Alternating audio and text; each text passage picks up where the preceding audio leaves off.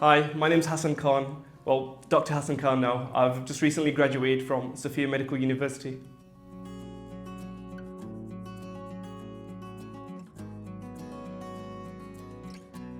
Basically, I started to study in Bulgaria because one of the major reasons was I unfortunately missed out on a grade in the UK. And so one of my family friends who already studied in Bulgaria recommended it to me. He was like, instead of taking a year out and basically wasting a year and trying to reapply, he was like, look, just put both feet in the water and just get straight into it. And so Sofia just looked like a really good option.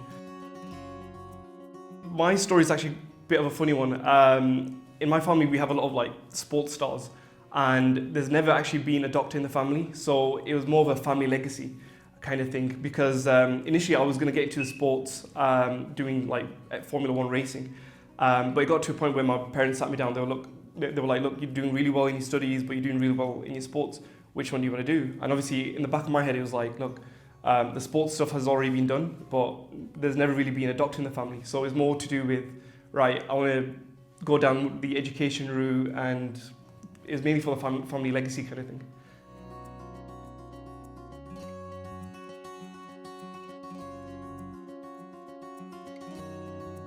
So I'd say the hardest thing to adapt to in Bulgaria was definitely the language. It's obviously a lot more different to English, getting used to the different letters. However, because the professors were so good at teaching, we did learn quite a few different phrases. And definitely the food. The food is very different to the UK. So trying to adapt and getting used to the food and the language was probably one of the hardest things to get used to in Bulgaria. Food-wise, the way I overcome that difficulty was actually trying to learn to cook. So my mum used to send me recipes, and she taught me different ways to kind of cook chicken fajita, pastas, so your basic standard student cuisine. And the language barrier, I pretty much overcame it by obviously speaking to different Bulgarian people, different Bulgarian students, professors as well, and they were more than helpful. Thankfully, Intex helped me introduce me to quite a few of my friends who I'm still good friends with up until this day. Other ways that I was able to interact with new people was the societies. There's so many different societies where you're able to interact with so many different people, different students, and even your classmates. You do end up meeting so many different people from different cultures, different backgrounds, and yeah, once you speak to them and they're receptive. I was lucky in the sense where I was with a really good group of friends, and yeah, so it's meeting people in these different environments, different places. It helped.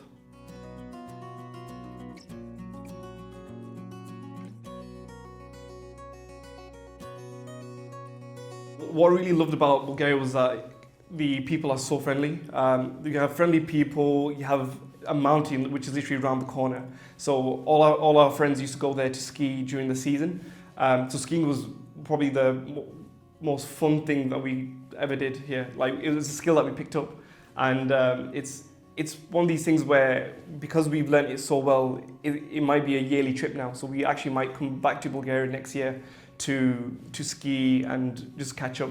So definitely learning to ski, meeting loads of different people, the cultures, because you have people from Germany here, Greece, Italy. So it's a good mixture. Skiing wise, I'd say the best resort I've been to was probably Borovets, just because it's literally around the corner. It's max 45 minutes away from Sofia, and it's cheap as well. So money wise, we were fine, and location wise, it was amazing. And the ski slopes as well were amazing. I definitely miss the capital city, because it's so vibrant in many cases. There's a lot of things to do. Your friends live so close by, and for example, if in the UK my friends are from London, Birmingham, Leicester, and I'm basically from Manchester. I have a few in Manchester as well, but because everyone's so far away, it's so hard to kind of meet up and plan everything. Whereas obviously once you're in Sofia and everyone's on the same kind of time schedule, you do meet up regularly. So I think that's one main thing that I am going to miss. It's the regularity of meetups that we're going to have. and yeah, definitely skiing as well. Like we don't really have a mountain in Manchester to ski, so that's another thing I'm gonna miss.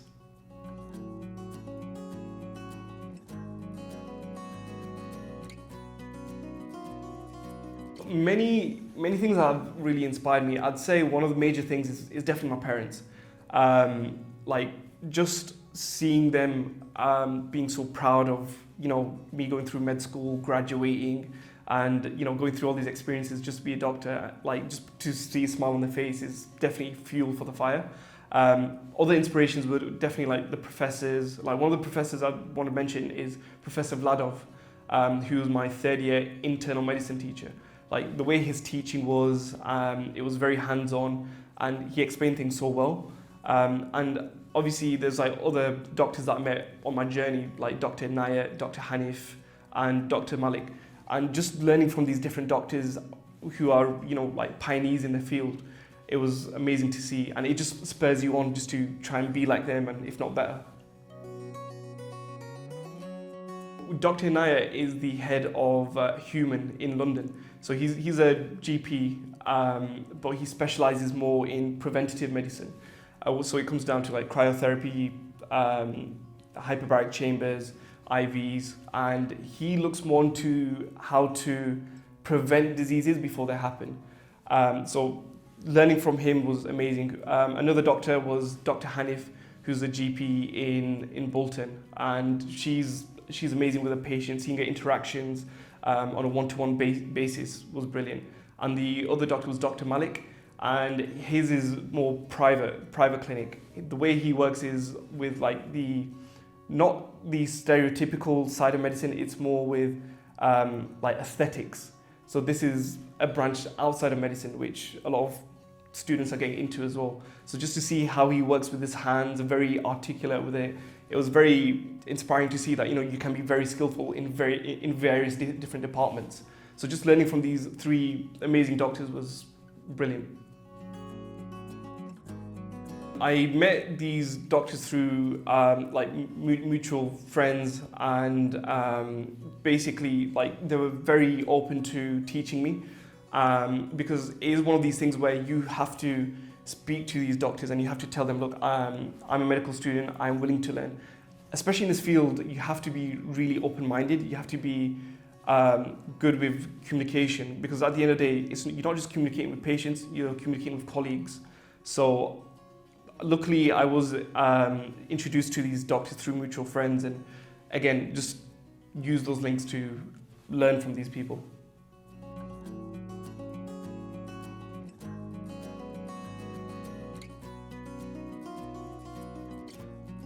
If I was to start from first year again, one thing I'd definitely do is not just learn for the exams. So that's one mistake I'd say a lot of students do. They just learn for the exams and they think, okay, that's it, I'm done.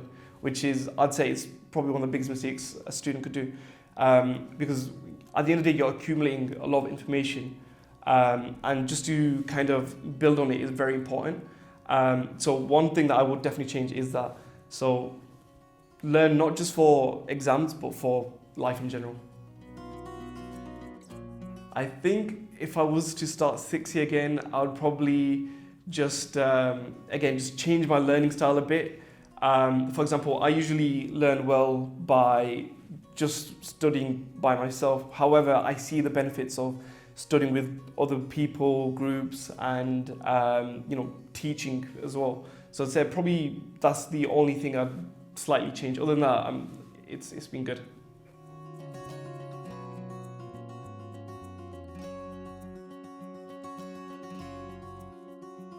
One of the major tips I'd give to people starting in Bulgaria is just be very open-minded and embrace it, because at the end of the day, it is a very good opportunity for students, and it is one of these things where you've given a really good chance. You should utilize it with both hands, and make the most of it. There's so many experiences you can have here, skiing, to trying different cuisines, to making new friends from many different cultures. And so definitely be open-minded and just embrace the culture. The tips I'd give to people who want to study medicine in general, I'd say definitely be prepared to sacrifice. sacrifice time going out, sacrifice some family time, because you will need it to focus on your work and focus on revision. And that being said, when it's time to work, definitely work. When it's time to relax, definitely relax. You should really be disciplined. So discipline is one of the major key characteristics, I'd say, of any sort of like medical student or even a dental student. Definitely be very disciplined.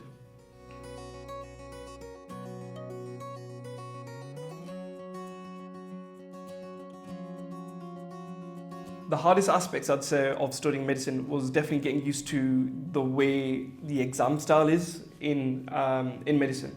For example, here they do a lot of oral-based examination, where, for example, you'll have a syllabus of, say, 60 points. So you'll have to learn these points, and you may get a question on three of these points, and then you have to go to the professor and they will examine you orally.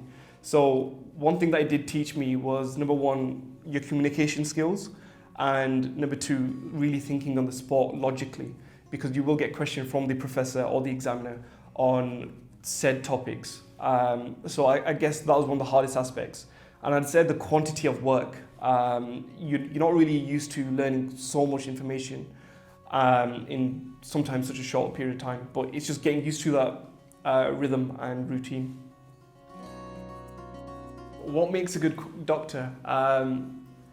There's many different factors. I'd definitely say communication is one of the major key factors for a doctor. If you have good communication skills, and you could be very empathetic to the patient, it's very helpful. And the communication skills doesn't just help with the patient; it helps with working in a team. Because at the end of the day, medicine is a team sport, as they say.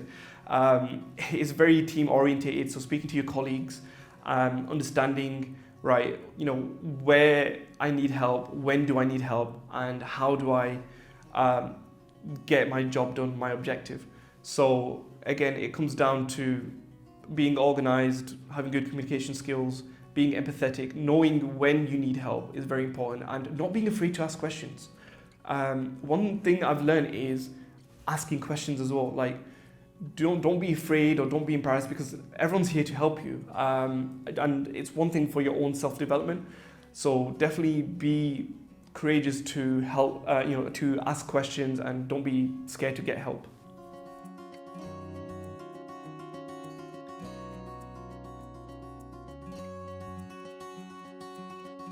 Working with patients was amazing, because basically we started the clinical setting. We started the clinical years around about the 4th year, 5th year, 6th year, and speaking to them, most of them did speak English, which was a positive. And the odd few that didn't speak English, the professor or say the doctor there would translate for us. So it was, at the beginning, it was quite daunting, because you think, wow, this is something new, but you obviously get used to it, and taking the history, doing physical examinations, it's amazing for experience.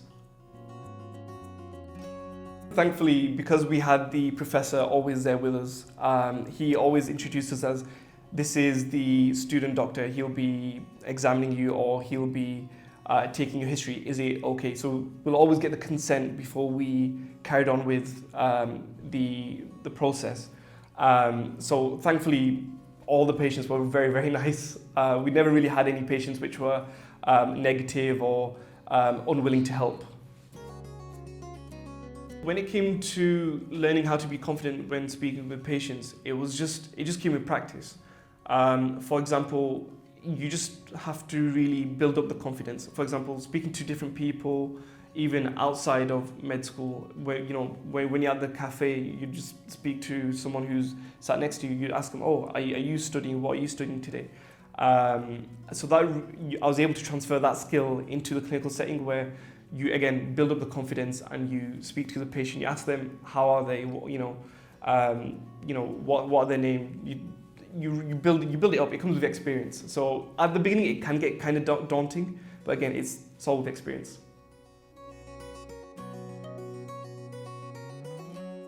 One of the happiest stories I'd probably say is this, when we were on the pediatrics ward, so the ward with children, we saw one of the little girls who basically had anemia, and by the start of the week she was very low, like no energy, and she wasn't very happy. But by the end of the week she was well, and she had a lot of energy, and it was just that change of like you're seeing someone improve from the beginning to the end. So that was really good to see. It really did put a smile on your face. One of the saddest stories that I came across was when I was on my anesthesiology cycle in 6th year. So we were in the hospital called St. Catharina, which is next to the preclinical building. And we saw a patient on the Monday who was unfortunately on a ventilator and a dialysis machine. I think it was a 65-year-old woman. And by the Wednesday, unfortunately, she passed away. So you do kind of have to build up like a mental resilience and emotional blockage in some sort of way, because you will get those cases where unfortunately you do the best you can, or you do see the doctors do the best they can and the nurses, but sometimes it doesn't work out. So we did end up seeing her pass away on the Wednesday, where they had to take the ventilator off the dialysis machine. So I'd say that was one of the hardest things to kind of like really grasp when you see your first death, pretty much. I think when it comes to adapting or overcoming seeing these patients die, we're kind of well prepped from the beginning, if that makes sense. Because, for example, say in your preclinical years, you do see the cadavers, which are already dead bodies, and you do learn, the anatomy, etc., from first year onwards. But when you do see it live, it is very hard. So I'd say it basically, for me personally, it did take me kind of a week just to really absorb the information, and it was very important to have a good support network. So my family was there to talk to, my friends, so that really did help. But yeah, it is a shock at the beginning, but again, it's one of those things, it comes with the field. You do get used to it because it is quite prevalent, obviously.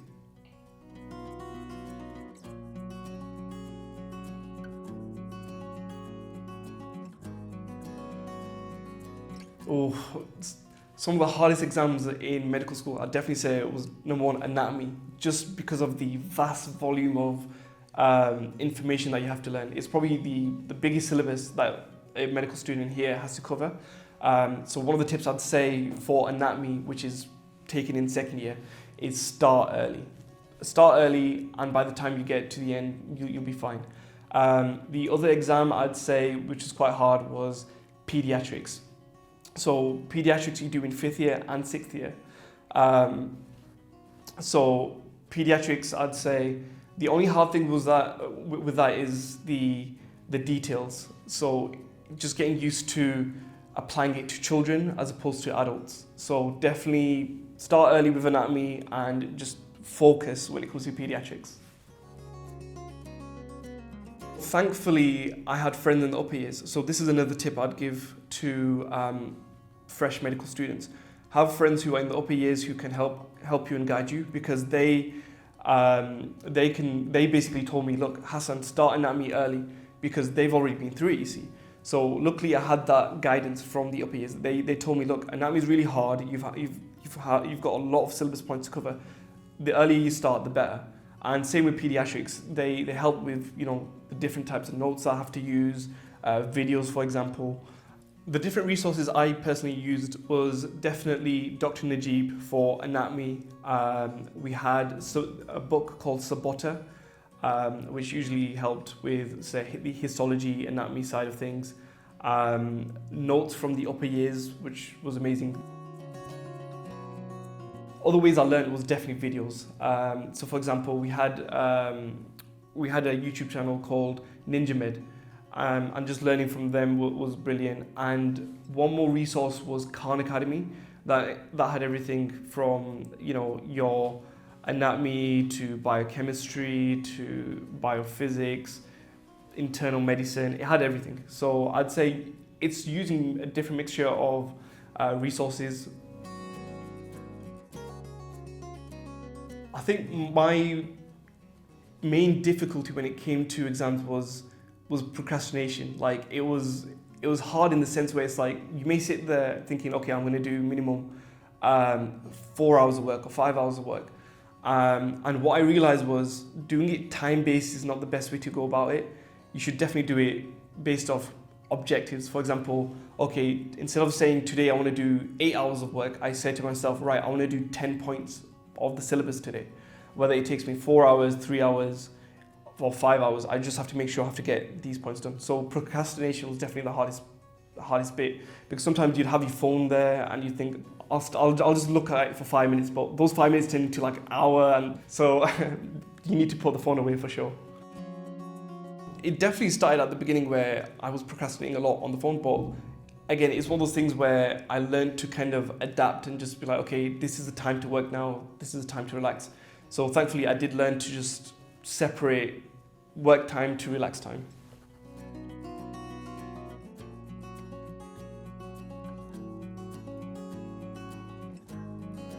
So I'd say the hardest years was definitely second year, just because of the exams like anatomy, and just again getting used to the different format of the examinations.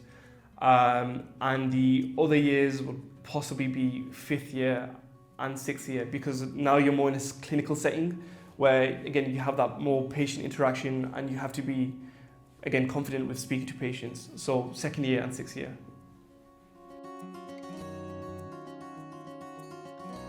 Personally, I was very lucky in the sense that I didn't really ever have a thought of ever dropping out, just because I had a lot of friends around me who acted like a really good support network, and we all kind of like drove each other on.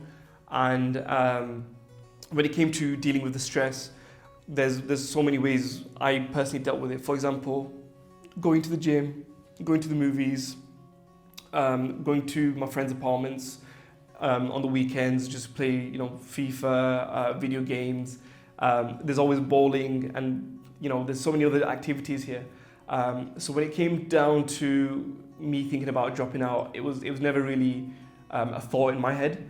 However, I wouldn't be surprised if it did happen with other students. But again, it just depends how you are as a person, how you deal with the situation.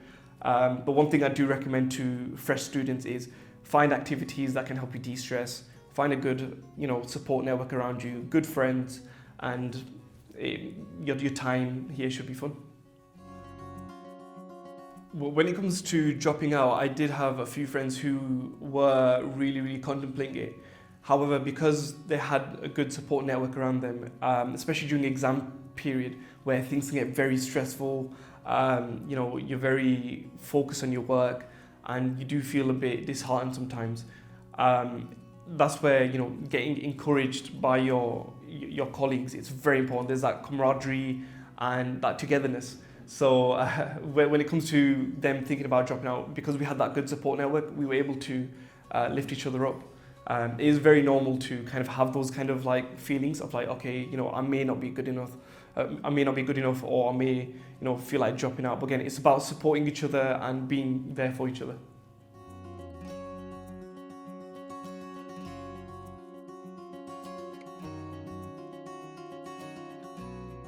When it comes to the state exams, we had 5 different subjects.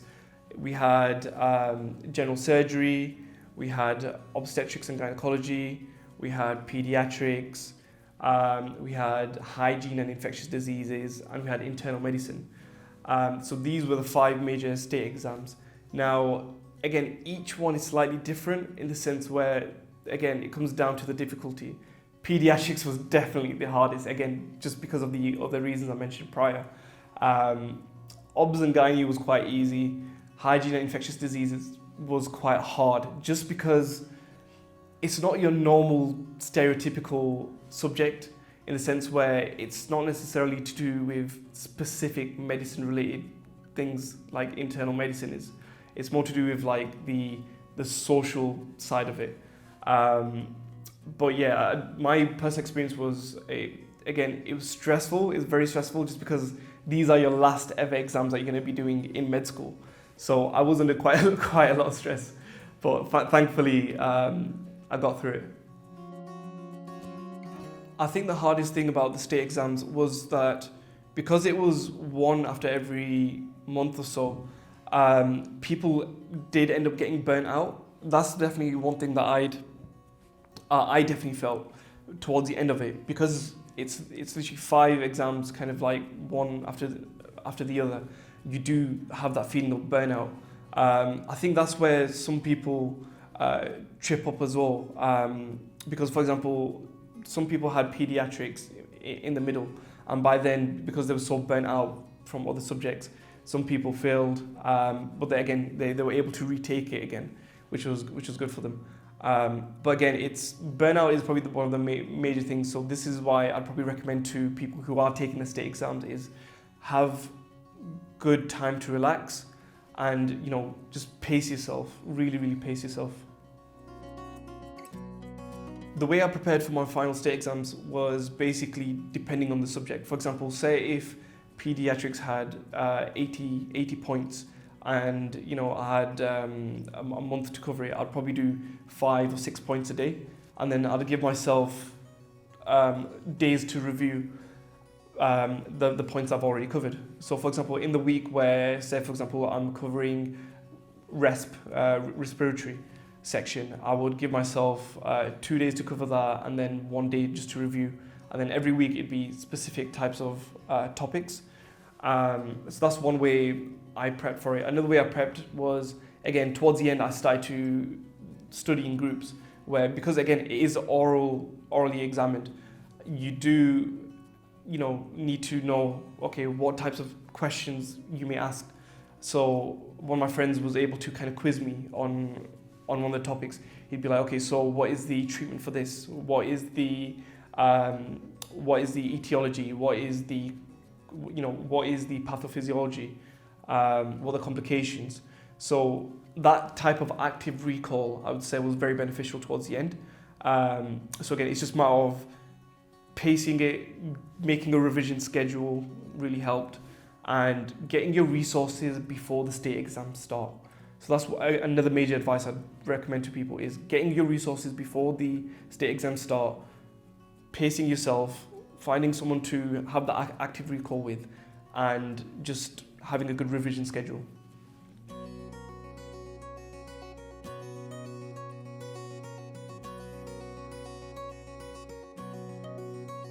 Relocation for me started probably towards the start of the state exams. For example, say whenever I finished my first state exam, I started to take bags of clothes and just loads of different items back home, because there is a few days break, I'd say. So I'd say from the first state exam till the last, you're slowly taking things back. So by the end of it, the apartment's totally empty, and you think, wow, 6 years has gone, and it's empty. So I definitely say it's good to prep when at the beginning of states, to slowly take things back bit by bit. There's actually not that much problem when it comes to the contracts with the apartment and the landlord. For example, I told my landlord that I gave him a 1 month's notice. I told him, look, I'm going to be finish my exams at this date. I should be out by then, but I gave myself enough time. So it's very important that you give yourself enough time to get your documents ready, your moving things out. And luckily, I had some friends from the lower years that were still here. And so, for example, if I did have an extra bag or two, they were more than happy to accommodate and hold my bag for me till I came back again. So again, it just depends on your time and timing everything perfectly. When it came to phone contracts, again, it was totally fine. I was able to cancel them straight away. There was no issue on that side. When it came to life after graduation, I'd say the application process is quite long. So you have to get a lot of documents ready for that. And reality did kind of hit really hard, because again, when you're back home and you're outside uni, you're not seeing those familiar faces. You'd be walking down the street, you might see loads of friends, but again, it's different when you're back in your hometown. And I'd say the way I prepared for life after uni was getting my work experience, clinical attachments done prior. So one thing I'd recommend to medical students is definitely get clinical attachments.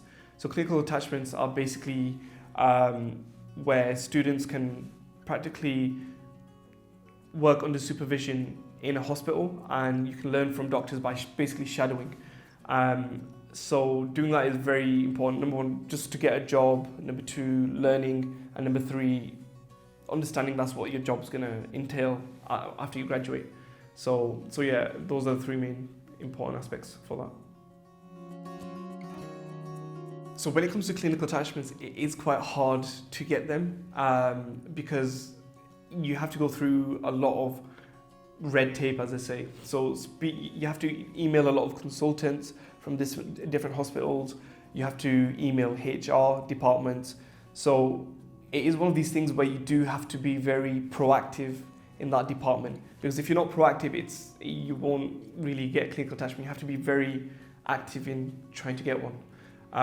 So for example, with me right now, I have mine coming up on the 27th of March in Birmingham, because again, I've emailed a lot of consultants. Some consultants may say, sorry, we can't do it because we're full. Some consultants may say, okay, not right now, but in a couple of months. So it's about timing it right and just being very early and disciplined in doing it and being proactive, basically.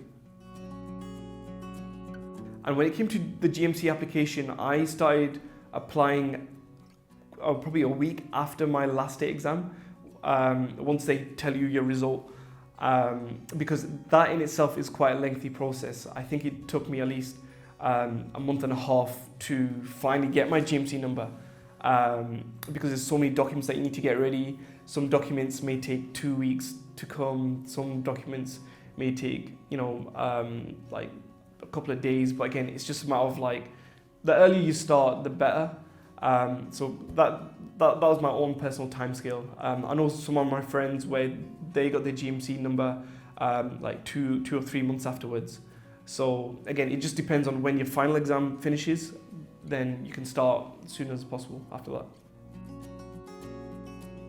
So when it comes to the GMC registration, the application requires you to have different documents. For example, one of the biggest documents that you do need is something known as IELTS, IELTS, which is an English exam that you have to do to use in the UK.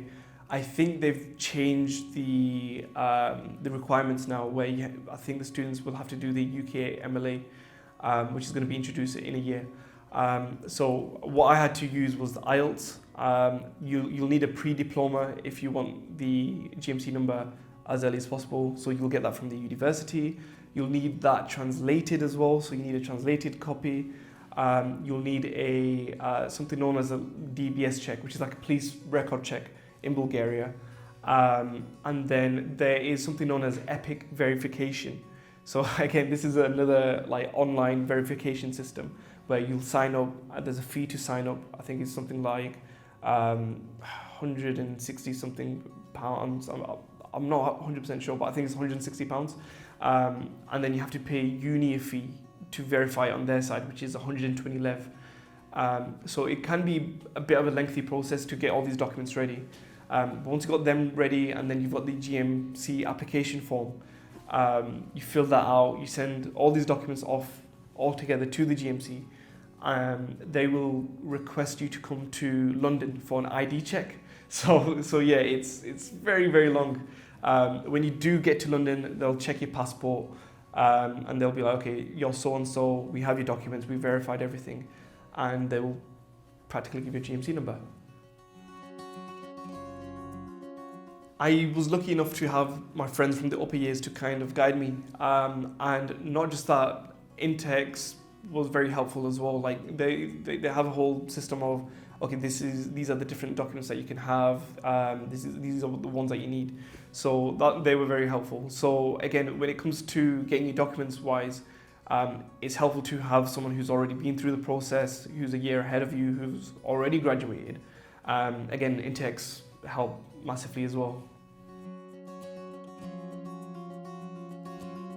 Once you have your GMC number, you can potentially start working straight away. However, there's certain things that they do require that may help your job application. So one of these things are references. So if you are in Bulgaria, you're in 4th year, 5th year, 6th year, you're doing your clinical rotations in Bulgaria, definitely get references from your professors or doctors that you're working with. Even if you're in the UK and you're a medical student and you're doing a clinical attachment in the UK, get references. References will help you to basically apply, and it will help you get a job. Another thing is something known as a BLS, which is a basic life support. It's basically teaching you first aid, CPR, defib, etc. So you will have to do a course on that will help you applying for jobs.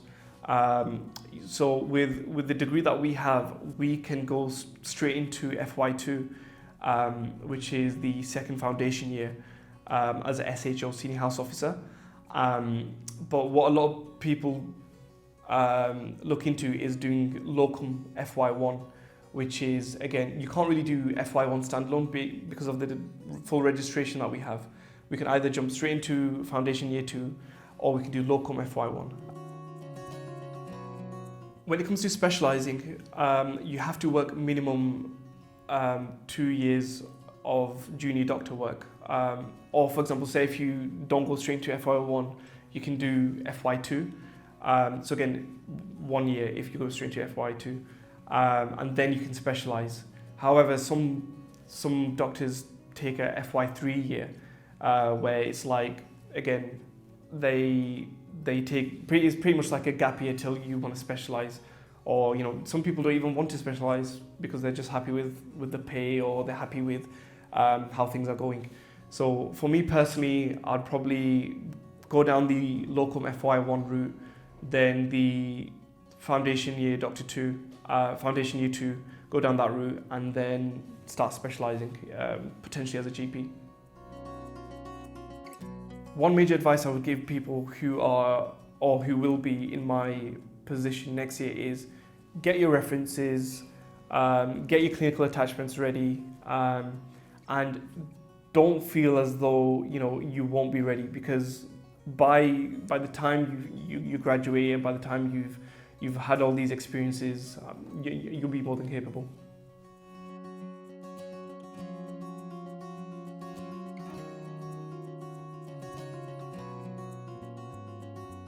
I think the way I've changed over the years was I've definitely become a lot more confident, and that's again due to being examined orally and speaking to different people, and I've definitely become a lot more organised, because I remember in first year I wasn't as organised. I was very like, okay, I can leave it till late, I can leave it till later on, but I was able to, I've learned to prioritise, I've learned to organise properly, I've learned to be a lot more confident. So definitely those 3 factors have made me who I am. At the beginning of medical school, I was so focused on being a surgeon. Or I want to be a cardiothoracic surgeon, I want to do transplant surgery, I want to do surgery. However, once it came to, say, my 5th year and 6th year, after having experiences in different departments, and especially having experience in the GP practice with Dr. Hanif, I was able to kind of change my decision, because I wanted a bit more patient interaction. So when I was at the GPs, I was able to have that patient interaction, whereas when it comes to surgery, you don't really have that one-to-one basis.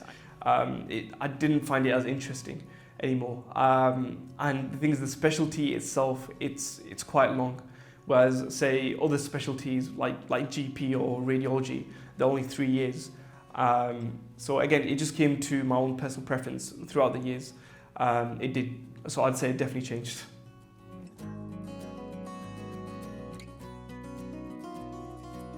Where I'm up to now is literally just applying for jobs. I've been getting so many different offers. So what I wanted to do is get graduation out of the way, the whole ceremony, and then as soon as I get back, I should be in a hospital job. So in the meantime, I've been busy with, work experience at the GPs, at the private clinic with Dr. Malik, and he's teaching me different cannulation techniques. And his work is a lot more private work, so you'd see a lot more aesthetics, hair PMP. So there's loads of different sides of medicine that you wouldn't normally see in the conventional way. And even with, for example, Dr. Inayat, the experience that I had with him, seeing the preventative style of medicine where he's working with athletes, and just the way he breaks things down was brilliant. So I'd say now it's time to get straight to hospital work and really build up on that. My own plan for this year is definitely start work hopefully by mid-March at least.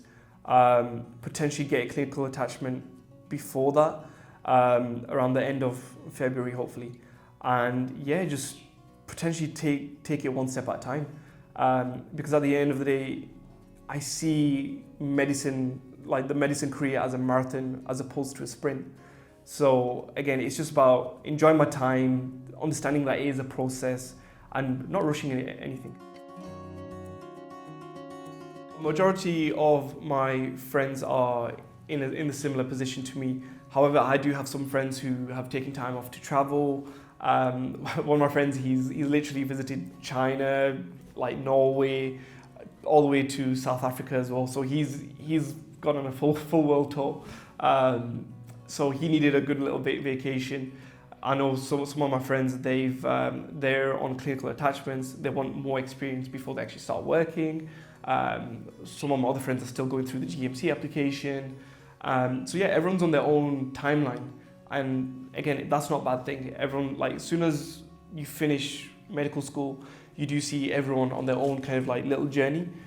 Some people are happy to go straight into their foundation year 2 standalone route. Some people are happy to go down the foundation year 1 route. So again, it's just a matter of like how you are as a person, what intrigues you after med school, and how you want to go about it.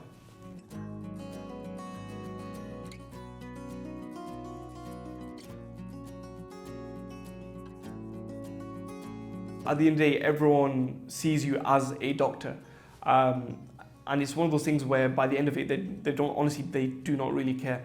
As long as they see, okay, this person has graduated med school, they've got a DR in front of their name, they've got an MD, then, and you can do your jobs, then it's totally fine. As long as you show you're capable, you can communicate effectively, you can work to the best of your ability, and you're safe, then again, there's literally no prejudice at all. Sofia Medical University definitely gave me, opportunities to meet a lot of my friends who I know for a fact are going to be friends with me for life now. It gave me so many experiences and skills where I'm going to utilize in my work. It gave me skills that, like communication, especially when it came to exam season 2, not just communicate with people in my field, but people outside my field, people who, for example, that are just walking around. Like it's given me, subconsciously, it gives you a lot of skills that you don't really realize till afterwards, that you think, okay, I did all examinations where, at the beginning I was really, really afraid and anxious, but, I built up my confidence. And confidence, it definitely gives you confidence to, to go about your business, or, to achieve certain objectives. And it gives you discipline. So Sofia did give me a lot of skills.